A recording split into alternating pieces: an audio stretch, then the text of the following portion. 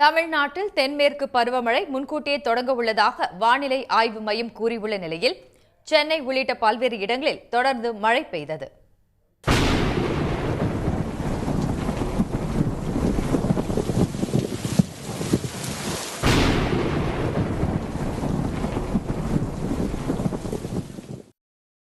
சென்னை நகரில் லேசான சாரல் மழையுடன் வானம் மேகமூட்டத்துடன் காணப்பட்ட நிலையில் செங்கல்பட்டு, திருவள்ளூர் மாவட்டங்களில் 3வது நாளாக இடியுடன் கூடிய கனமழை பெய்தது.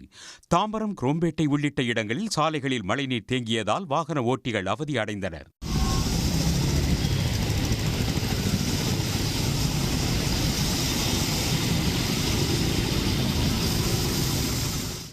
சேலம் மற்றும் அதன் சுற்று வட்டார பகுதிகளிலும் பரவலாக மழை பெய்தது. பேருந்து நிலையம் செல்லும் சாலை உள்ளிட்ட இடங்களில் மழைநீர் தேங்கியது. மேலும் வாழைப்பாடி, பொன்னாரம் உள்ளிட்ட இடங்களிலும் மிதமான மழை பெய்ததால் விவசாயிகள் மகிழ்ச்சி அடைந்தனர். ஆரணி பகுதியில் பகலில் வெயில் தகித்து வந்த நிலையில் மாலையில் திடீரென கருமேகங்கள் சூழ்ந்து மழை பொழிந்தது. விழுப்புரம், செஞ்சி பகுதிகளில் 1 மணி நேரத்துக்கு மேலாக கோடை மழை பெய்ததால் விவசாயிகள் மகிழ்ச்சி அடைந்தனர். இதனிடையே அரபிக்கடலில் நாளை மறுநாள் காற்றழுத்த தாழ்வு பகுதி உருவாக உள்ள நிலையில் தமிழ்நாட்டில் முன்கூட்டியே தென்மேற்கு பருவமழை தொடங்கும் என சென்னை வானிலை ஆய்வு மையம் தெரிவித்துள்ளது.